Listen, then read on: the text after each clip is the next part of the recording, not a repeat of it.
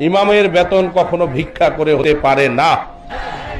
যাদেরকে কোরআনের পাখি বলা হয়, যাদেরকে কোরআন শিক্ষা দেওয়া হয়, যাদেরকে এই সমাজকে কন্ট্রোলে রাখার জন্য, আল্লাহর এই ইসলামের জন্য হাফেজ তৈরি করা হবে,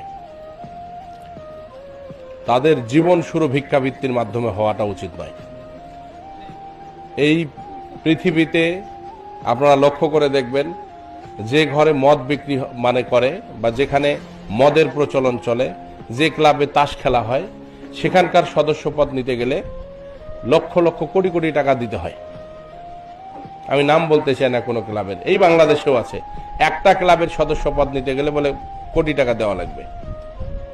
অথচ যখন ইমামের কথা আসে, যখন এতিমখানার কথা আসে, মসজিদের কথা আসে, তখন আমাদেরকে কিন্তু সবার কাছে কেমন এই গলার ওড়নাটা নিয়ে সবার কাছে ঘুরতে হয় আমাদেরকে।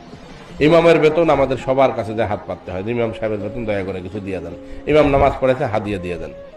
কেন যে হচ্ছে 80% মুসলিমের এই দেশে, কোথায় সমস্যাটা হচ্ছে, কেন এই কালচারটা হচ্ছে? আমি ক্ষুদ্র মানুষ, ক্ষুদ্র জ্ঞানে এটার পরিবর্তন চাই। ইমামের বেতন কখনো ভিক্ষা করে হতে পারে না। নারায়ে তাকবীর, নারায়ে তাকবীর।